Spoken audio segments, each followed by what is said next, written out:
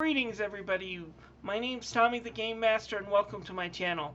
Well, after playing through both versions of Final Fantasy VIII on Steam, which version would I recommend? The original PC version or the remastered version? If you take a look at Steam's message boards, you might get to thinking that outside of some new models, the remastered version doesn't do anything more. But there's actually quite a few differences that I noticed. Let's take a look. First, we'll start with the obvious, the graphics. I will reward 1 point in each category to whichever I think does a better job here. Yeah, the winner is no surprise here. Just look at the original character models, then look at the remasters.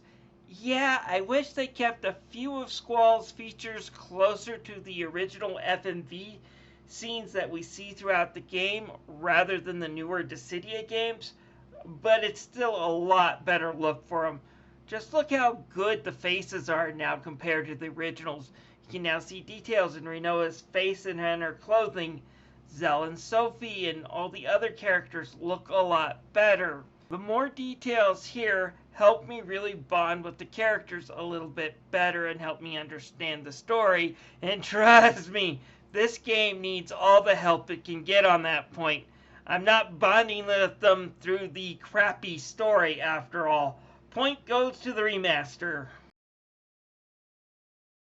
The original game runs at a solid 30 frames per second when it comes to running out in the field and kind of just going through the towns and stuff. It's fairly fast and smooth and I didn't have any issues. The remastered, on the other hand, runs at 20 frames per second.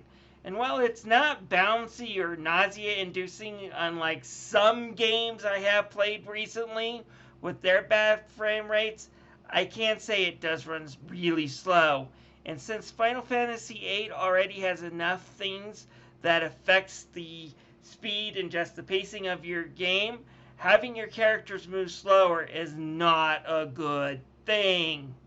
At least I can say this, the speed booster does work a lot better in the HD version, and I'll get to the boosters in a bit, but if you turn on the speed booster in the remastered, it doesn't affect things like menus or cutscenes like it does in the original version. But it's not enough to save it, not really. It just makes the problem a bit more bearable rather than it being an actual fix. The point goes to the original on this one.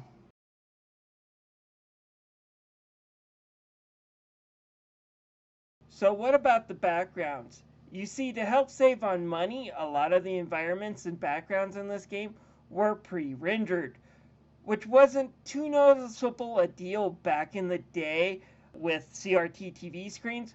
We couldn't notice too easily how much the backgrounds looked different from the characters.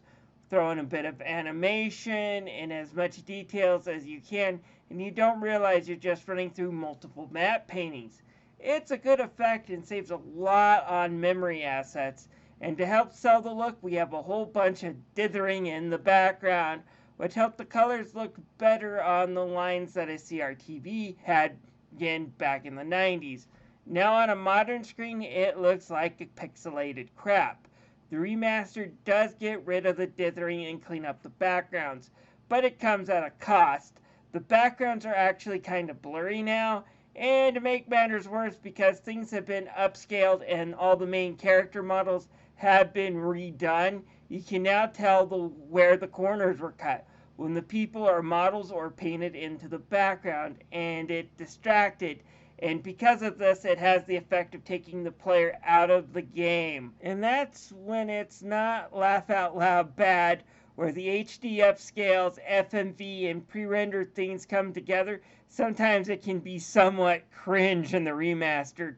Sometimes you should either go all the way or none at all. In this case, Square Enix went to the middle when it comes to the remastered, and some of these scenes are just zeros in my opinion.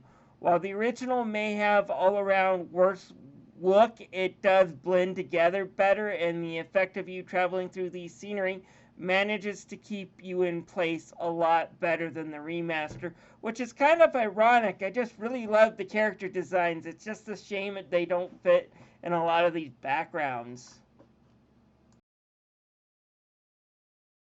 So, what about using a controller? And I will give 3 points for this category. And I know there are people out there who are part of the quote unquote PC master race going to say that the only thing you need to play a game is a keyboard and a mouse. And I would say I'm a console gamer that has merely adopted the PC in the last few years because I think the PlayStation and Xbox have gone downhill a little bit. And Final Fantasy VIII was originally a console game. So having great controller support matters to me. So let's talk about my experience playing it with an Xbox One controller. And yeah, the remaster wins in this one big time. In the original, not only did I have to search Steam in order to find a good configuration file and get it to load into my game just to use the Xbox controller, and even then, if something should happen that my controller should lose the signal from my little USB dongle on my computer, which did happen a lot, my PC's older, then I would lose control of my characters. And then even after it did reconnect, oftentimes I had to restart the game.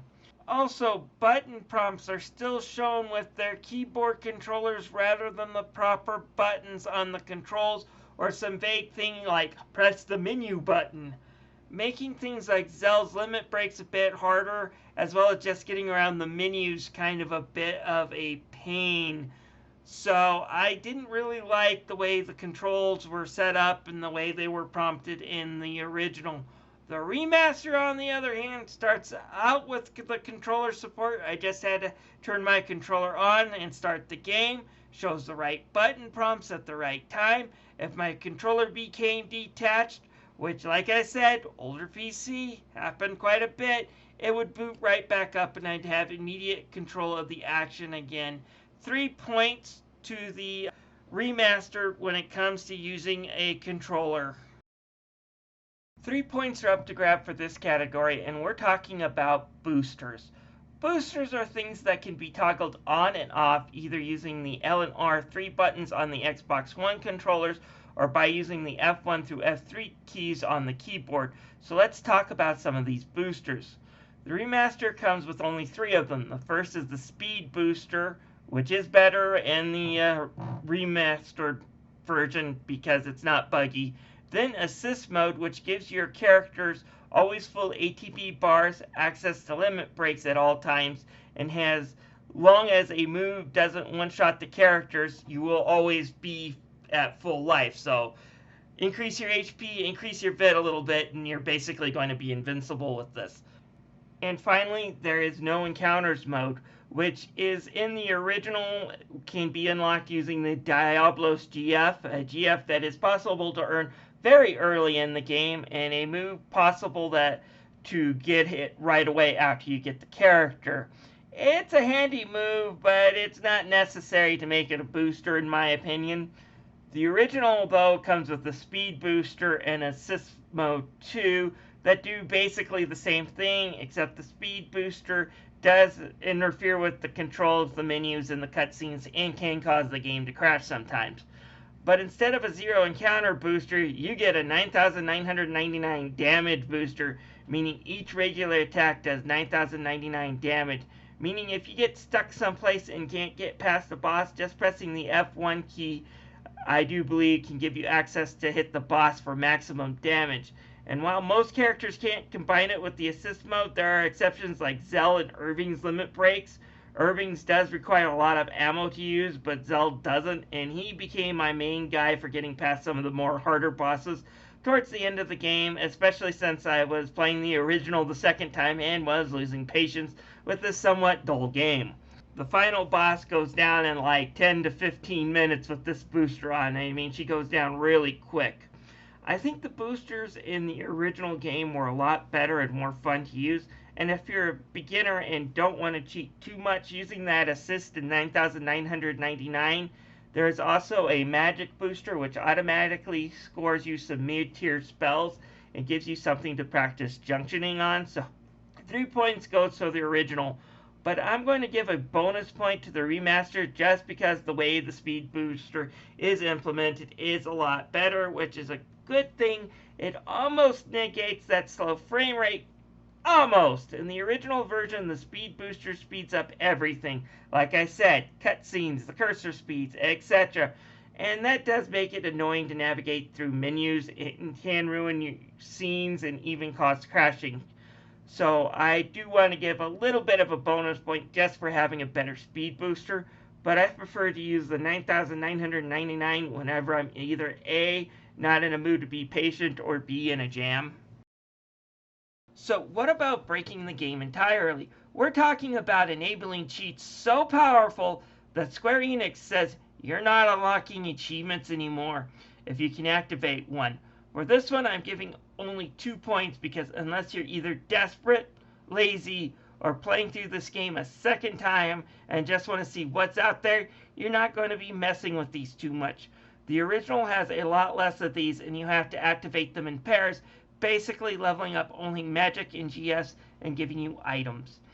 In the remake, you have a much easier menu you can use, hitting the escape key on the menu, and you can also affect things like limit breaks, as well as making it easier to just break the game by giving you the ultimate weapons right away.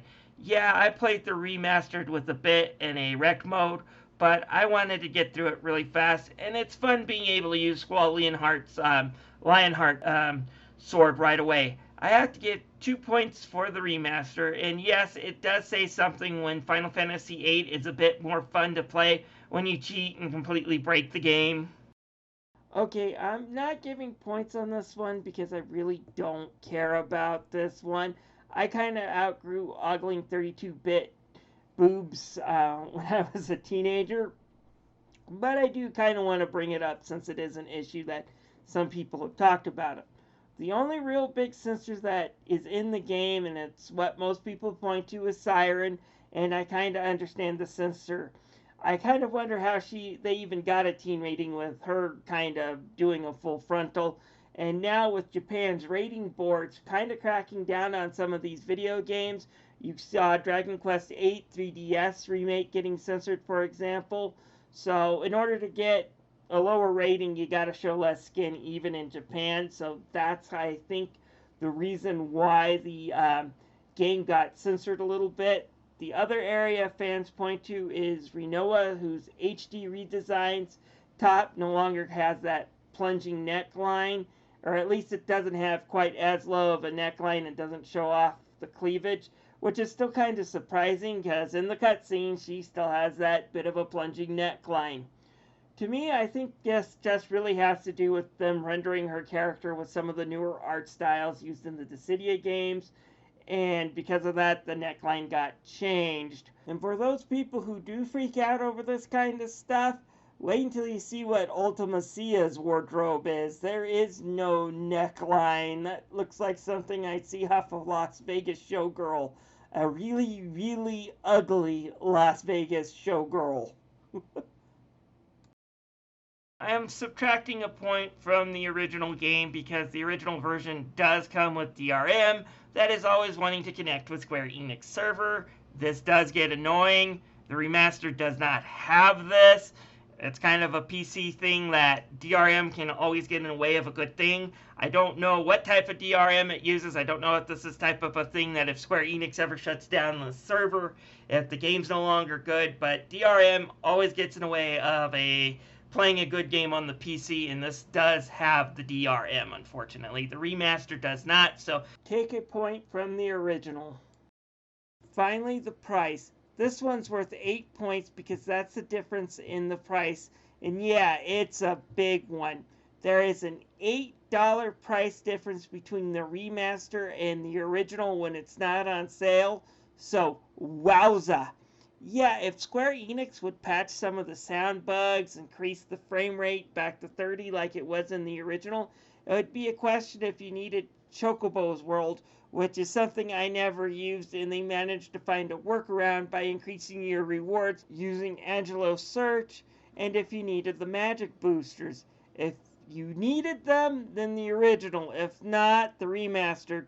But at almost twice the price, I can't recommend the remastered. It has some things going for it: a better controller setup, easier to use breakable cheats, along with better character designs. But for $8, I should at least expect it to run as smooth, and it just doesn't. The winner is the original for me, but if you really want to check both of them, you can. Steam does have a less than 2 hours and less than 2 weeks refund policy. Check them out and see for yourself which one you prefer. But like I said, unless there's a sale, there's just too much of a price difference for me not to go with the regular. If there's a sale on the remaster, you might consider it, even with all its flaws. Anyways, this is Tommy the Game Master signing out. If you have any comments on this video, feel free to leave them down below. Hope to see you guys soon.